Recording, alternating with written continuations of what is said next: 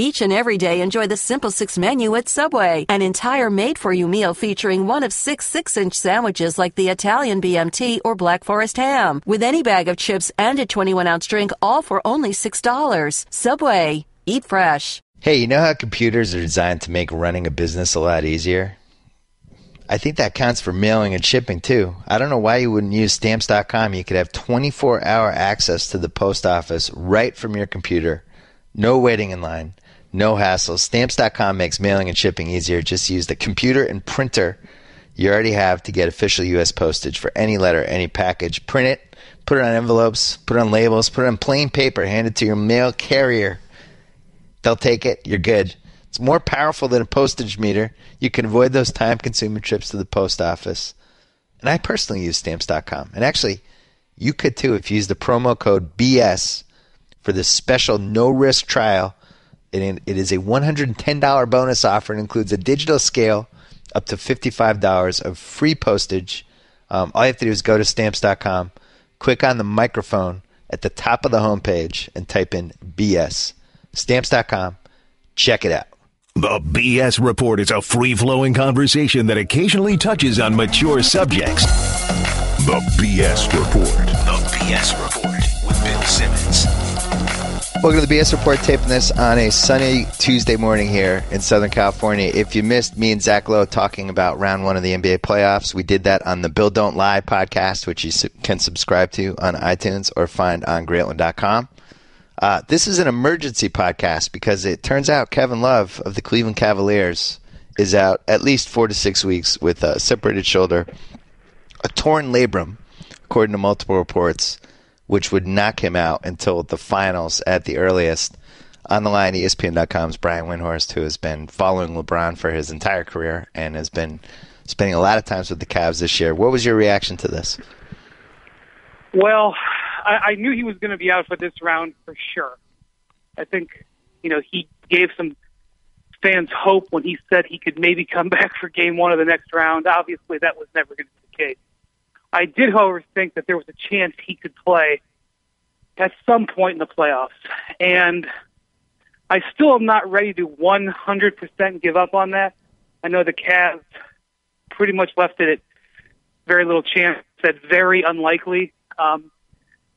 But I'm not ready to say that he couldn't have a Willis Reed type moment. But the reality is he's not going to play in this series. And they have to probably prepare to realize he's probably not going to be able to play in a conference final series if they get there. So that's just their reality. They have to deal with it. I think there's some strategy there. I don't think they want the team thinking he might be able to come back. I think they want to be able to prepare for a week to know that he's not going to be there, and that's their new reality. I went to Game 3 in Boston, and I thought that of any Cleveland game I watched this year, it seemed like the one that Love fit in the best.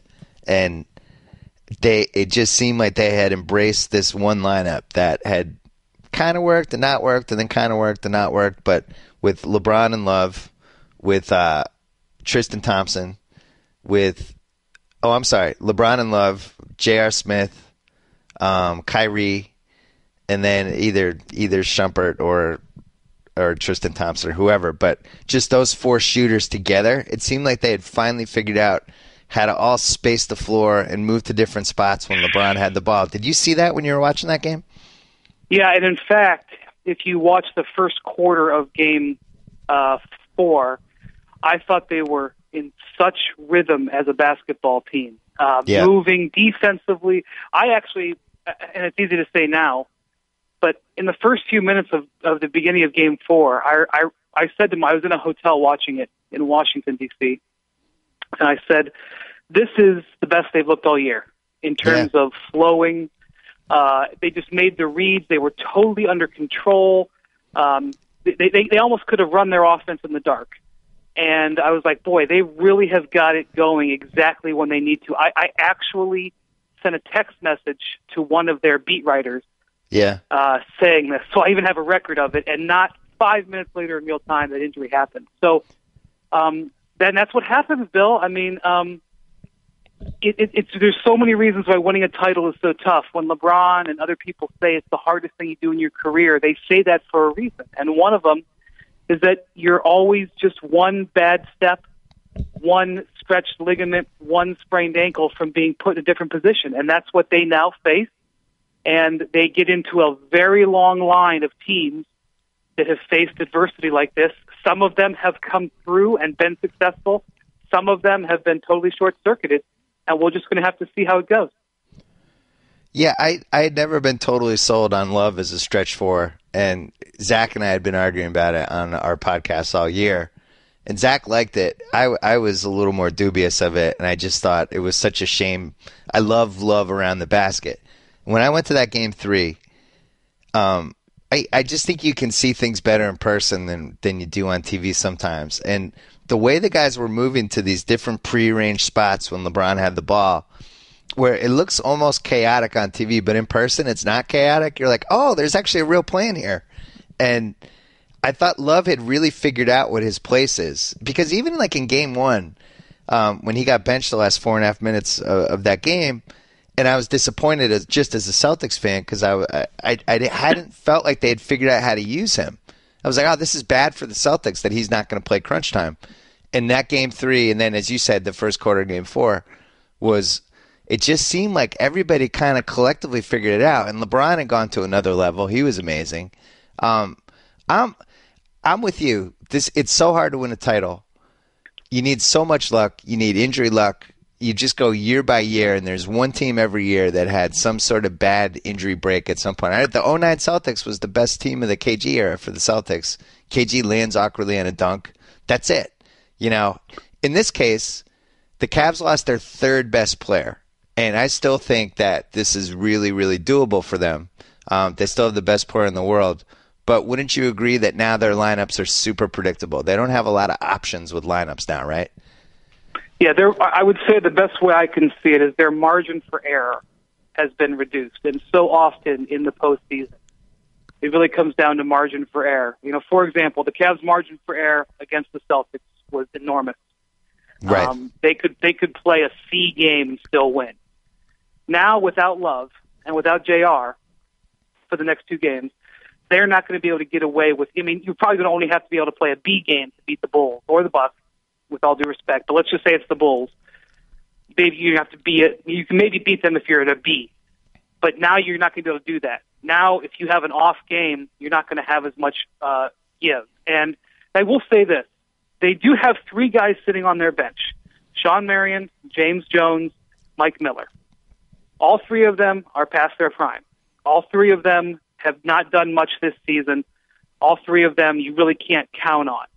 But if each one of those guys has one good game in a series against Chicago and one good game in a series against Atlanta or Brooklyn or Washington, that can be the difference.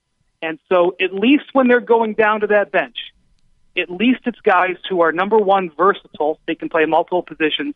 And 2, have at least been there before and are not going to be shell-shocked. Now, I am an avowed realist. I am not going to sit here and tell you that Mike Miller is going to dust off that bench, come in, and all of a sudden make all these threes like he did with the Heat a few years ago. But he could. And if he does it in one game and tilts the balance into the Cavs' way, it can be the difference in the series. So it's not like they're looking down there at guys like Joe Harris, Matthew Dellavedova, or name your young, unproved player. They at least have something on their roster that they can at least hope could give them something. And the problem is all 3 of those guys might be washed up. And, James Jones came in. They're all washed up. Yeah. James Jones came into game 4 and he missed basically every shot he took. And that was a game they would have won by 30 points if they just had their full lineup the whole game. For me, part of this might not be the worst thing in the world because I think LeBron is best as that power 4, the power guard. And their crunch time lineup now, it's pretty clear what it is. It's going to be Kyrie, Shumpert, J.R. Smith, LeBron at the 4, and then either Mozgov or Tristan Thompson, depending on what the matchup is and how one of those guys is playing. The problem is, let's say Tristan Thompson has 5 fouls and there's 8 minutes left in the game. They don't really have a lot of flexibility now, especially against a bigger lineup. Now you're relying on Mozgov for crunch time, or now you're hoping Tristan Thompson doesn't get a 6th foul. And this next series, assuming it's the Bulls, I mean, who the hell knows with the way the Bucks are playing now, but the Bulls have so much size up front. I think the Cavs would beat the Bulls, but you're putting a lot of power forward miles on LeBron in that series. And I mean, were you shocked by how many minutes he played in that Boston series? I was stunned by that. Margin for you're hitting on margin for error. That's right. Yeah. And if you're the Bulls, and we just like to have a blanket preface here. I respect the Bucks. I believe the Bulls will win one of the next two games. Yep. I believe it's going to be the Bulls. I don't want to disrespect the Bucks, but I do believe it'll be the Bulls. So I'm just going to refer to the Bulls from now on, and you can horsewhip me later if the Bucks make a comeback. Well, listen, no NBA team has ever come back from 0-3, so I think you're pretty safe here. Okay. If I were the Bulls, my game plan would be tire LeBron's backside out on defense. Yeah. If they're not going to be able to put him on the perimeter, he's going to have to guard the interior, and so that means I could see LeBron having to guard Joakim Noah, and that not being the worst thing because Joakim Noah is not moving well at all right now. Yeah. And actually Mirotic is sort of gimping along too. The Bulls aren't exactly healthy on their front line. But if it's Mirotic, run him around the perimeter. If it's Taj Gibson, put Taj in the post and throw it to him 2 or 3 times, even if he doesn't score, just making LeBron dig in and battle. LeBron hates that. He hates having to guard in the post. He's okay offensively at times. He hates having to guard the 4. So that's what you got to do. You got to wear him down. And you're right. He's going to play 42, 44 minutes a game. Now, they did a good job this year. David Blatt did get his minutes down after playing him a lot early in the season. He did get his minutes down. He did get some games off. LeBron played fewer minutes in games than Tim Duncan did this year. I mean, not fewer minutes, but fewer games, I should say. Right. So I actually think I'm okay with them letting him go 40 minutes. But if his 42, 43 minutes actually feels more like 52 because he's got to play 25 or 30 possessions as a post defender, it could slow him down. And I think that's a no-brainer game plan for Thibodeau. And the other problem is, when you talk about the margin of error, it also reduces the LeBron queen of the chessboard factor, which was on full display in Boston, where it's like, oh, I'm going to play power guard now. Oh, I'm going to play power forward now. Oh, I'm going to go over here. Oh, I'm going to guard this guy. And he's just going around and doing whatever he wants. In a Bulls series, if Love's out there, LeBron can now say, oh, Jimmy Butler's hot. Let me take him for a few possessions. Oh, Derrick Rose is getting going. I'll guard him. And now they can't do that because if they're too big guy, you can't put J.R. Smith or Iman Shumpert on Joakim Noah. Like you're gonna get hurt in the boards. LeBron's also gonna have to rebound more. I'm not totally sold on them being able to play Thompson and Mozgov together in crunch time. I don't know what the lineup that is on that, but it just feels like it would clog the middle and kind of reduce some of that slash and kick stuff that I feel like they were kind of perfecting. It also puts a ton of pressure on Iman Shumpert, who I thought was really, really good in this Boston series. But, man, can you imagine if that trade where the Knicks gave those two guys away for nothing, the Cavs' entire trade title hopes now hinge on that trade, right? Well, that's why they are where they are, because that trade was so successful, and they picked up the first-round pick in that trade. They happened to get Mozgov. It was an absolute home run. Yeah. The Executive of the Year votes were due last week. It'll be interesting to see who wins it this year. A lot of people would say, well, you give it to the Cavs because they got LeBron and Love. But I actually think David Griffin did his best work as a GM in the middle of the season when he made those two deals to acquire them. Now, the J.R. Smith piece, the Cavs fans are upset. They don't think he should have been suspended for 2 games. This is what you signed up for when you traded for J.R. You signed up for the guy who's a microwave scorer who can hit 4 3-pointers in 7 possessions, who can go way deep and do everything. But this is what you signed up for. This is what you agreed to. It was the guy who would do this. And the thing with Shumpert is he is going to compete defensively, but offensively he's going to be inconsistent. He's going to have games where he looks like he could be a borderline star player, and there's going to be other games where he gives you nothing at that end. So there's again margin for error. Yeah, JR is a guy who can go 4 for 17 in any game, and I think, Love was a little bit up and down, but pretty good 3-point shooter these last couple months. But you knew you were getting 16 and 10. Even if you had a bad night, yeah, you were getting 16 and 10. That's just not going to be there. And what was that so stat? right. Like only 7 guys had 16 and 10 this year, I think. Yeah, I didn't see that. That sounds right. That sounds right. And you're right. They can't play Thompson and Mozgov together. That ruins their entire offensive system. They have to play with a small four-man who can shoot, who has to be respected. That's why Kendrick Perkins won't step on the floor in this series. I mean, not in a meaningful way, because you can't just plug him in and say, well, he'll play minutes at center, because you don't even. I mean, he's even worse because you don't even have to guard him at all. So they're going to try to get away with Sean Marion and Mike Miller and James Jones playing minutes at offensive power forward, and LeBron playing defensive power forward. And their warm blanket in all this is they do play in the Eastern Conference, and the Bulls aren't exactly, while Derrick Rose has had his moments, the Bulls are not exactly tearing people apart, and he's slowed down as the series has gone on, and now he's not going to get as much rest before the next round. So this isn't the Bulls team that they could be. It's better than we thought they would be a month ago, but the Cavs still, in my opinion, have the two best players in the series. They still have the home court advantage, although that's going to be really tested in the first two games. And LeBron has won a road playoff game in 19 consecutive series, which is, I haven't asked Stats and Info to run the numbers, but that's got to be up there with historic type Celtics of the 60s stuff to win a road game in 19 straight series. Means you got to win a lot of series, which he has. So you got to figure, if you're the Bulls, LeBron's maybe going to get one while you're in Chicago. So, I still think that they're in reasonable position. They just really have to up their game. I was really impressed with LeBron last, those first 2 months, it looked like he was a guy heading into a different phase of his career. And, he was able to rest his body for a couple of weeks in Miami, came back. I think he kind of figured out what was going on with his team. I think he's in shape now.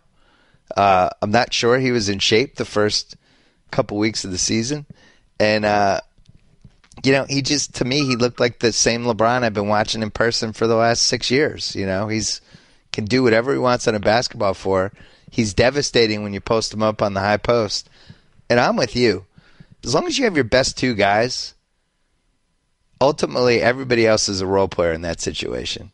I love Chris Bosh. He was a role player for Miami. He was.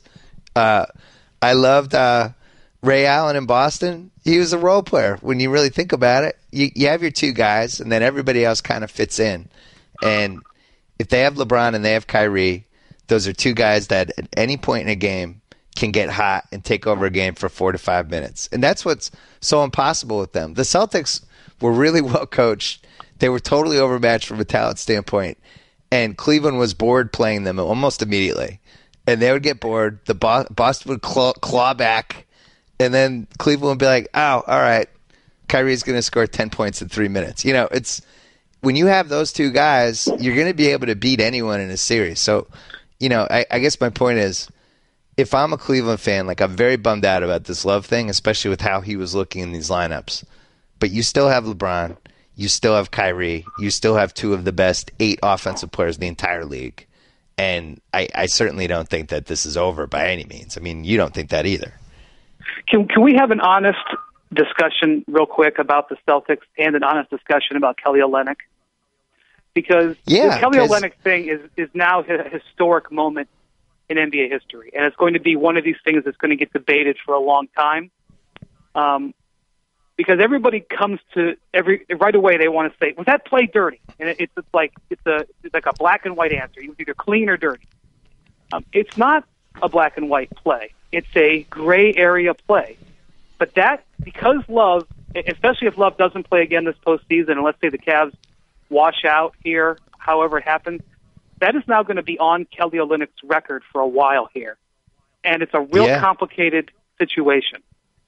And on top of that, you have you have the Cleveland fans who haven't had a title in 51 years and are understandably and rightfully furious about the play and feel like it was a cheap shot. I totally get it.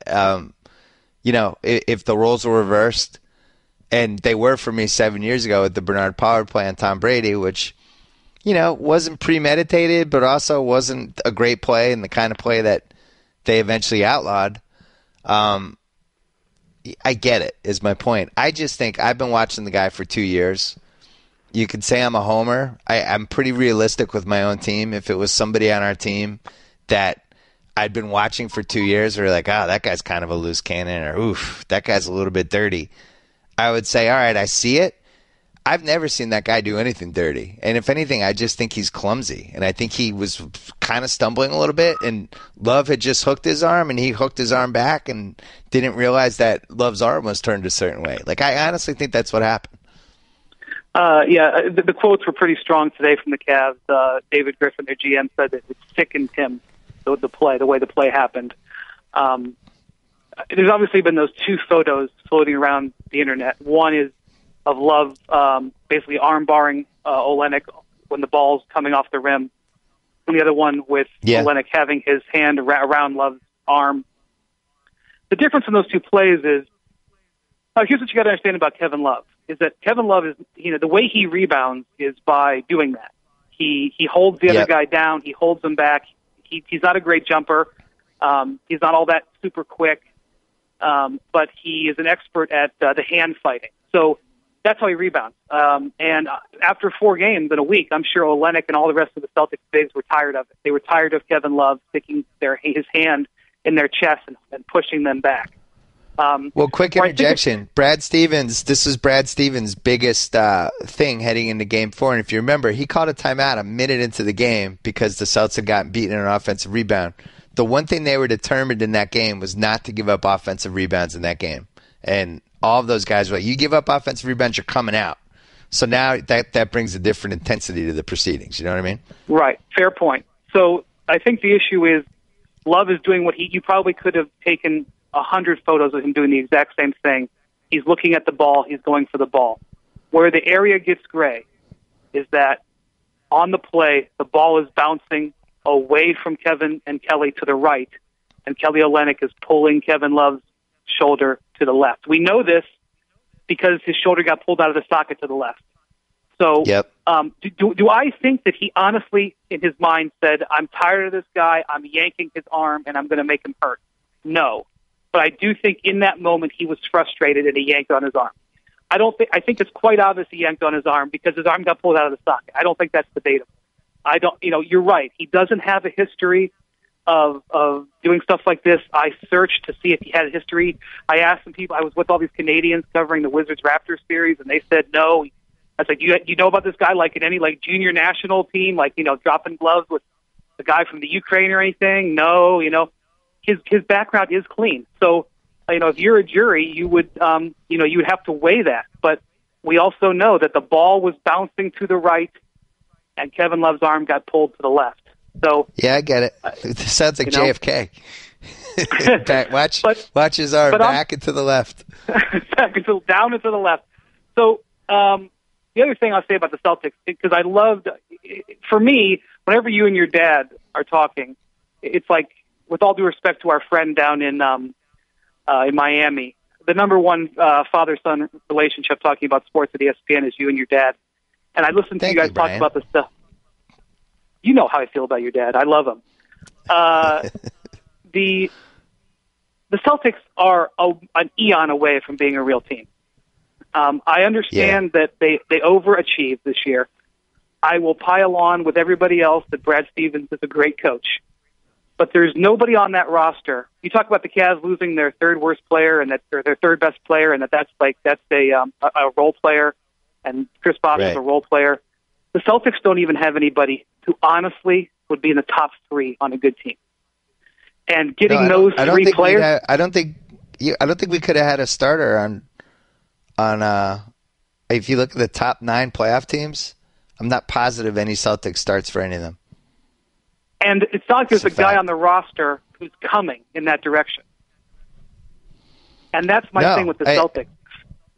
they have made chicken this salad out of you know what. Yeah, it's this beautiful meal that doesn't have an entree. There's a ton of appetizers. That's right. If you're waiting for the steak to come, it's not coming. What's the hardest thing to get in the NBA? You know, so I don't want to belabor this because that's looking back and not looking forward. But as much and look, I know they've got 65 draft picks and cap space coming, and if Danny executes a trade this summer where he trades 3 first-round picks and Jay Crowder for an all-star player, then we'll have a different conversation. But as of right now, this Celtics team, as they're currently constructed, is not going anywhere. And I think Danny understands that, knows that. I just think that this series definitely showed that. No question. And at the same time, I'm still glad they made it. I think getting to play in playoff games and seeing a different level of intensity and seeing kind of who caves and who steps up and things like that. Like, I learned a lot about Jay Crowder in that series. I learned that that's somebody I want to go to war with. I'd want Jay Crowder on my team. I learned that Marcus Smart has a long way to go, but at the very least, like, really can be a rich man's Tony Allen, and is somebody that can play in those games and can match people athletically and things like that. Evan Turner was pretty interesting in Game 3 with some of the stuff he was doing. I learned Isaiah Thomas has limitations. Like, this was somebody that we were talking about as a starting point guard and somebody who potentially was the trade steal of the year and all this stuff, and Iman Shumpert shut him down. Just shut him down to the point that I was starting to wonder why they didn't try to bring Thomas in when Shumpert wasn't out there.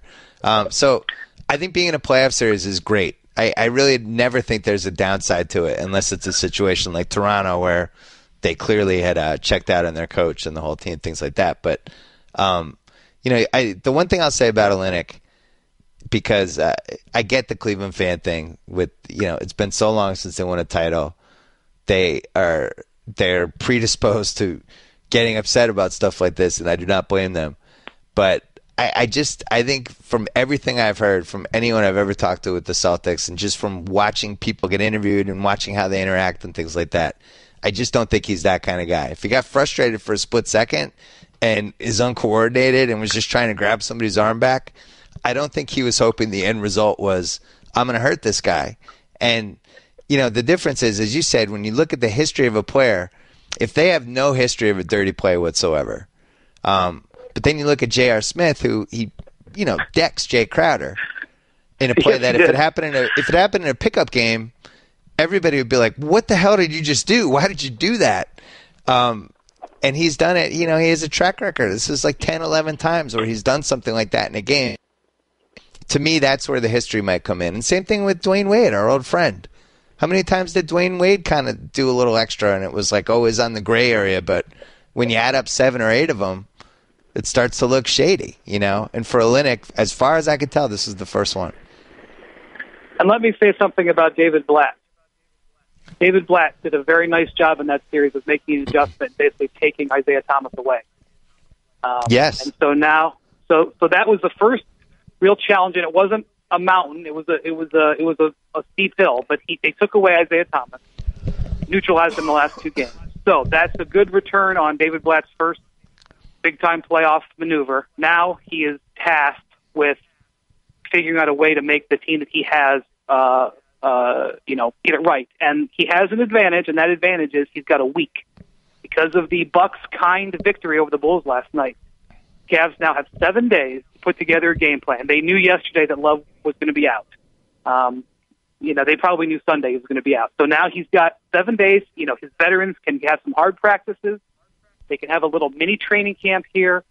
Let's see what he comes up with. And then even more importantly, when the first phase doesn't work or the other team stops it, let's see where he comes back. To me, this is where David Blatt is going to be judged. He's not going to be, for as much as we've talked about him, as much as I've talked about him, for as much criticism as he's had, he will be judged on how he handles the adversity that happens in the postseason series, because that's where all coaches make their money. And so, he gets a strong grade for the Celtics series. That was the preliminaries.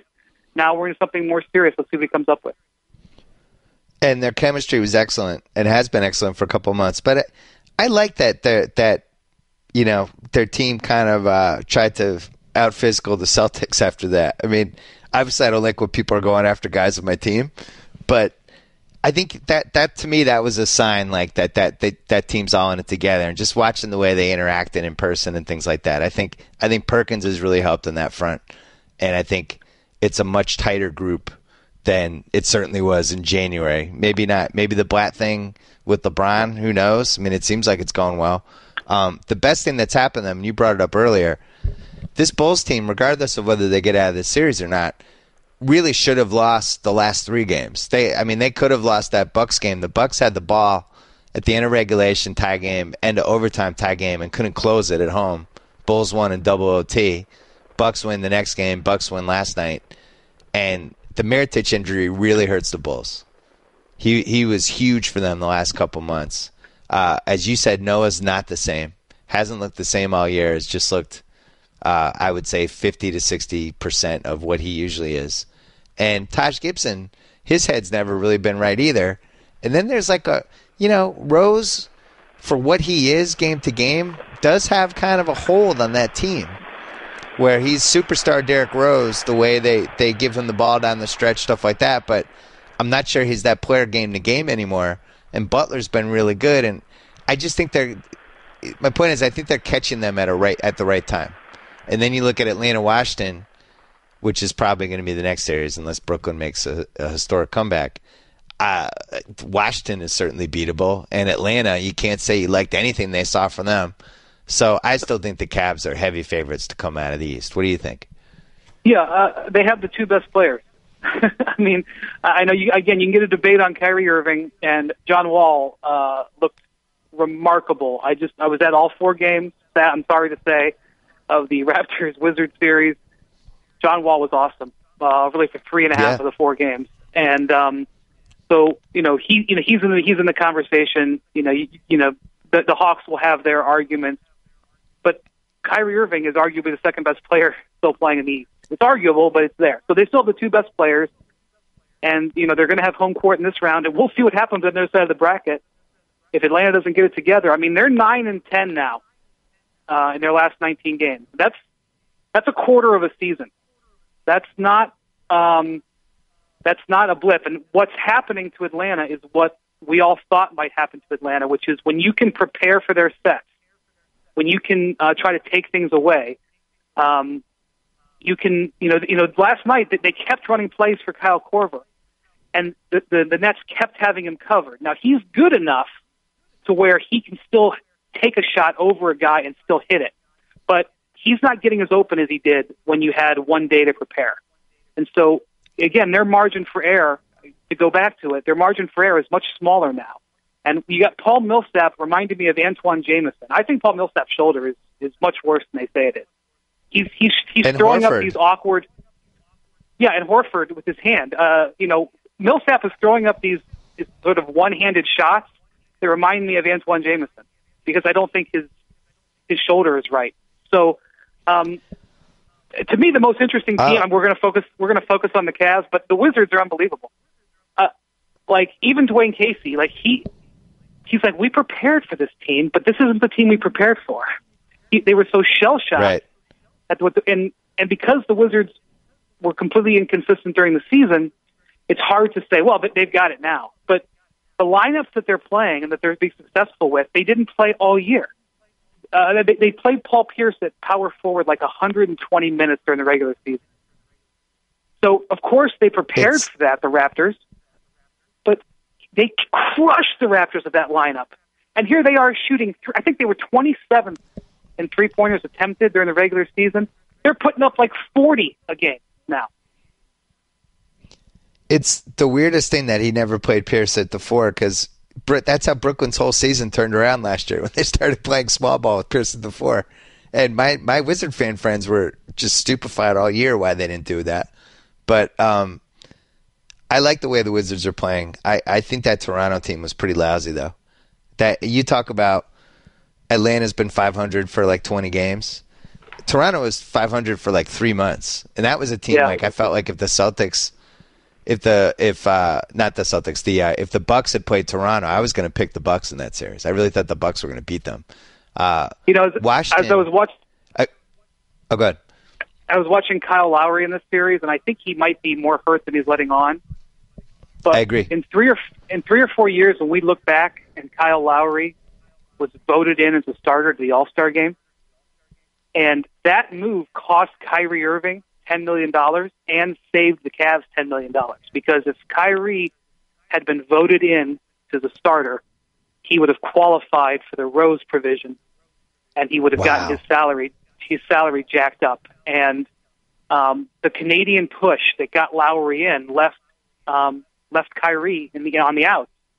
And the contract that Kyrie now has, which is 5 years, $80 million, starting next year, with where the cap is going to be one of the greatest contracts in the league if he stays healthy. And it was already going to be that, even if he got the Rose provision, but Kyle Lowry and the Canadian vote pushed him out of that money. Right. And just Lowry he wasn't even one of the 7 or 8 best players in that series. It was. I really had Lowry surprising. when I did the trade value. I think I had Lowry like 13th or 15th, or I can't remember. I definitely had him in the top 20. He's definitely hurt because I watched that guy in person in December, and he was on the Chris Paul level. Like he killed Chris Paul in the game I went to, and now he couldn't even kill, I don't think, 2/3 of the point guards in the league. So something was wrong. And Atlanta, Horford is hurt, Millsap is hurt. I noticed the same thing you did. I'm just stunned watching these close Hawks games, how much they rely on getting Kyle Korver off balance threes. That this is not the team I was watching from November to March, and I actually think, they might have to experiment with playing Dennis Schroeder at crunch time with Teague and with Korver, and they're like, Coach Buds is going to have to get creative if he gets to that next series, because the Wizards, I think, are going to beat them. I just think they're a better team right now. You just watched them for 4 games. Am I crazy? Wouldn't you take the Wizards in that series? So right now they've got Paul Pierce rising from the dead. Absolutely amazing in that series. They have Drew Gooden hitting 3-pointers. The guy had never hit a 3-pointer in his playoff career, and it was a pretty extensive playoff career. I think he played 60 playoff games, and he hit 6 in the last 3 games, which stretches the floor. You have like Gortat. Gortat is one of the most night and day players in the league. Gortat's getting it done. And then John Wall, when they have that spread offense, when they have Pierce out there playing 4, and the emergence of Otto Porter. In March, Otto Porter averaged 4 points and shot 30% in 15 games in March, and he shot 60% in this, and I think averaged 11 points in this series. So you put Otto Porter and Pierce out there, and Porter is long defensively, so he enables you to cover up for Pierce a little bit at that end, because you can put him on the other power forward, or you can put him on a wing player. The floor is spaced. And when the floor is spaced and you have Marcin Gortat or Nene, like those pile drivers, come up there and set a screen for John Wall, it's over. Ball gets the corner turned, and it's over. And when he's got those guys hitting shots around him, he finds the loose bolt and hits the guy, and they get it done. And the Raptors are not a good defensive team anyway. So it was a little bit like, they only had to beat one layer. But that's going to be an issue. The Hawks would match up better because they're a better team. But that lineup, if it's successful, that's the kind of lineup that if you find, it's sort of like getting a hot goal. If you get that lineup going, and the players get confidence, and confidence is so important for a guy like Otto Porter or Gortat, and even Drew Gooden. All of a sudden, you can get something special there. And I saw that they were all the Wizards players last night were sitting in the front row at the Capitals game. Yeah. And you can sense their team coming together. There might be something special developing in Washington. There just might be.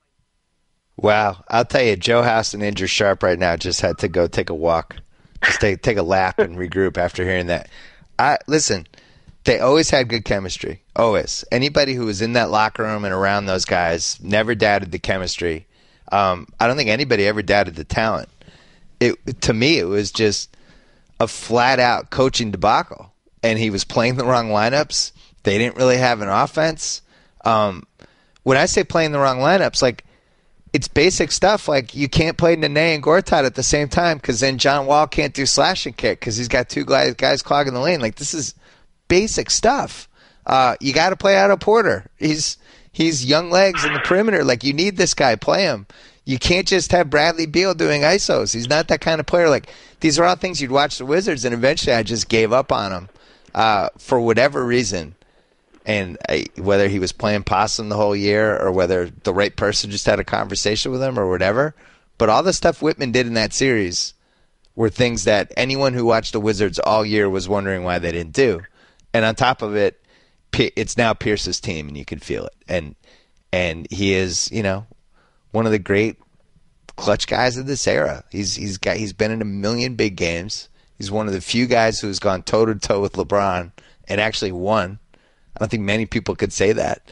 And he has just an incredible amount of confidence and swagger and charisma and can kind of suck people into it. And I think they're going to overpower that Atlanta team. If Horford and Millsap aren't right, I just don't think Atlanta has enough. And now all of a sudden you're looking at Wiz Cavs in the finals if that happens. Now it's Pierce LeBron meet again. That's the best Eastern storyline, right? Yeah, we're getting a little ahead of ourselves, but Wizards, I'm telling you, make it a point, and your boy House had some great tweets the other day with the hashtag Whitman playing chess. The idea right. that he was doing he was playing possum and playing rope-a-dope, and all of a sudden broke out the real game plan. Now it's time for the real game plan. What's going on in Washington? All of a sudden, it's like you watch them play, and you're like, wait a minute, how many games did they win? Because materially, if you go player by player on the roster, just like take them out and look at each player, who has more talent, the Hawks or the Wizards? It's no contest. And the other thing is, they figured out if you just played Nene and Gortat together for like 48 minutes, and they just share 48 minutes together, they're going to give you a really good 48 minutes. They're going to get to 15 and 19 combined, which is great for a center. And, I think that's the best way to do it. And the other thing is playoff Nene is a lot different than regular season. Keep getting them checks Nene. So he'll always, in a playoff series, he'll always have two games where somebody either elbowed him or somebody said something to him or whatever, and kind of Nene wakes up. And that's a big monkey wrench. Pierce is a guy who can wake up in any game. Bradley Beal could get hot when it's a dangerous team. Do we ever know what happened with LeBron and Pierce that started their whole thing? Because they in the mid 2000s legitimately hated each other. So I know where it started. I don't know if there was some other piece that I don't know about. But what year did the 2004? There was the first Red Sox title, right? Yep. The night of Game 1 of the World Series, the Cavs and Celtics played a preseason game at Mohegan Sun Arena. And right. I remember this. Nobody attended the game because the Sox were about to play in Game 1 of the World Series. And that game got nasty. I think Jeff McGinnis and Gary Payton almost got into a fight. The two sides started shoving each other a lot, and there was nobody in the stands. But it got nasty. And so as it would have it, teams played again the exact next night at Ohio State University in Columbus. And that night, LeBron, who was still coming into his own at the time, it was his second season, decided he was going to try to show some people up, and he went a little bit too hard at Pierce, and at one point picked Pierce's pocket and went down and dunked and sort of mugged at him and trash-talked him a little bit. And Pierce was hearing it from the Cavs bench, and he went over and spit at the Cavs bench, for which he was later fined, if you can remember. Way back in the archives, Paul Pierce was fined for spitting. And I know all of New England was not paying attention to this because they were watching the Red Sox break the curse. Right. And in the locker room, so they were playing at this college, and in the team's locker rooms were side by side. And there was just this one hallway, and Pierce went after LeBron in the hallway after the game, and to the point where Pierce had to basically be carried horizontally away into the locker room because he wanted to go after LeBron so bad. Probably the closest thing LeBron's ever been to a real fight, which at Paul Pierce at that time, age 20, maybe 25, 26, LeBron age 18, 19, I didn't like it for LeBron. So they had, that's where it really started. And supposedly, like in an All-Star game, like a year later, they buried the hatchet. But then they started playing each other in the playoffs. And Pierce, in his truther rant with Jackie McMullen, which may go down as the NBA interview of the year, where he's just firing truth bombs left and right. I'm pretty sure one of the things that he said was, if LeBron had come along a little earlier, he wouldn't have all these championships and stuff. Basically, is saying I was a little old, but I would have held his backside down if I was a little younger. And so he might be right about that, because Pierce took LeBron out twice, including that great Game 7 in 2008, where LeBron had 45 and Pierce had 41. So it goes all the way back to some preseason games, and it would be wonderful to see them play again. There's a lot of stuff that's got to happen. The Hawks have to get out of their own series right now. Just before we can even talk about how the Hawks might match up with the Wizards. But the Wiz could beat either of those teams, though. It's funny. I remember the tunnel story. It's been so long, I didn't remember all the specifics of it. My theory with all this stuff is anytime NBA players hate each other, there had to have been a girl or some sort of gambling incident involved as well. This might have been one of the 1 out of 100 times where it wasn't gambling or a girl, and it was actually just stuff that happened on the court that mushroomed, because that was the year that Paul Pierce was really crazy. That was the year I think Ricky Davis was on that team and Gary Payton, and that was the year he bumped he got thrown out of the Pacers playoff game, and with 12 seconds left or something for a cheap shot foul, and everyone in Boston kind of briefly turned on him, and he kind of lost his mind that year. And then the next year, kind of calmed the ship and became Paul Pierce again. So, there were other incidents too. So Maverick Carter, everybody knows that's LeBron's longtime business manager and friend. His father sits courtside sometimes, and there was a game later that season where Otis, or Odie, as everybody knows him as, Otis was running his mouth at Paul Pierce. And Pierce got into a running dialogue with him, and Pierce put 44 on the Cavs in a regular season game. And the whole time was looking over at Otis. And then, of course, in the playoff game, you remember when Pierce and LeBron tumbled into the stands, and Gloria James got in Paul Pierce's face. She got up out of her seat and chased him down to scream at him. And that was the classic moment where LeBron came to Gloria and told her and said, "Sit your ass down." You could read it right out of his lips. So Pierce and even LeBron's family have history. Well, and then you go to 2012, Game 5, Miami, the Celtics, and Pierce and KG down the stretch. Pierce hit some big shots and is yelling stuff like that I can't repeat. And KG is just going in on LeBron in about as personal and terrible way as you can go in on somebody in the last 90 seconds of that game. And they were just convinced at that point that they had broken him as a human being and that he was never going to be the same. And they had solved the LeBron jigsaw puzzle. They were in his head that he was just never coming out of it. And then that leads to Game 6, the famous LeBron game, which was the most important game he ever played, when he goes to Boston and literally murders the KG Paul Ray era. He transforms his career, ends up winning 2 titles. So I think there's a small piece of that too, because that's about, of all the stories I've heard about games being played and stuff people have said to one each other, that Game 5 in Miami is the most personal I can remember hearing stories about a game. This 30 for 30, the Pierce LeBron 30 for 30 and 32. Man, it's going to be great. It's going to be great. And Pierce, he's such a truth teller too. Who knows what he might say when he's got gray hair and an artificial knee, and he doesn't mind embellishing a little bit. But and who knows what he'll say in if it's Wiz Cavs Eastern Finals, who knows what he'll say during that series to try to mess with LeBron. Don't put anything past that dude. He'll try to get in his head, and he'll try to get in Kyrie's head, and don't think he knows that J.R. Smith is a very easy guy to get suspended for 2 games. All that stuff is in play with Cavs. Yeah. That'll be A1A. I mean, look, I don't want to say that the Raptors were mentally fragile, but Pierce took them down with 2 letters, IT. Yeah. Took them down.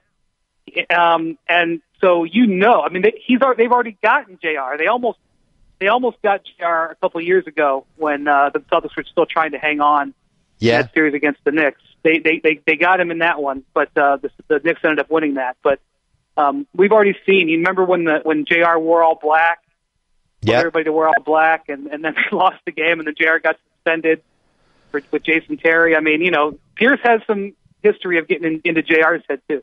Well, and then the other thing with Wiz Cavs, and then we got to go, is the book on LeBron for the Wiz in that series is LeBron doesn't get easy layups or dunks in this series. Just period. You're knocking him down every time. He doesn't love getting hit. He takes hard fouls personally, and that's just the way this series is going to go. That's what the Celtics would do to him. You don't get layups and you don't get dunks in this series. Like, just know this going in, and I think you have to do that. That was a frustration for me with the Celtics, and that's been a frustration for me watching the Spurs against Blake. You gotta use your fouls. You can't let guys like LeBron and Blake feel like they could just sail down the lane and do whatever they want, and the Wizards will not do that. That is a team that is built to prevent that. Now, after we've blown them up for the last 20 minutes, watch them get swept in round two. I know. I picked the Raptors to win the series, so I mean, I'm already out. I'm eliminated from Me too. Picks on the Wizards. Yeah. All right, Brian Windhorst. Never a dull moment with the Cavs and LeBron. I'm sure we'll talk to you next week or so. Good luck covering everything. Great job on all your TV stuff. You continue to get better and better. I'm proud of you. We'll talk to you soon. Thanks, Bill. Take care. All right.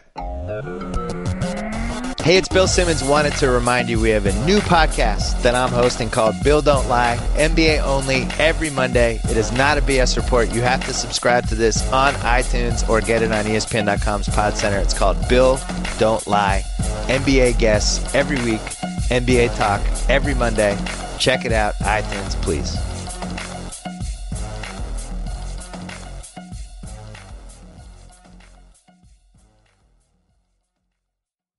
Geico presents Strange Savings Stories. Astronomers detected an interstellar transmission. It stated, Geico, 15 minutes could save you 15% or more. The implications were staggering. Was the cosmos telling us we could all save hundreds on car insurance with Geico? Or did their radar merely pick up a signal from the nearby Rufus and Clyde's morning show? We may never know. Geico. 15 minutes could save you 15% or more on car insurance.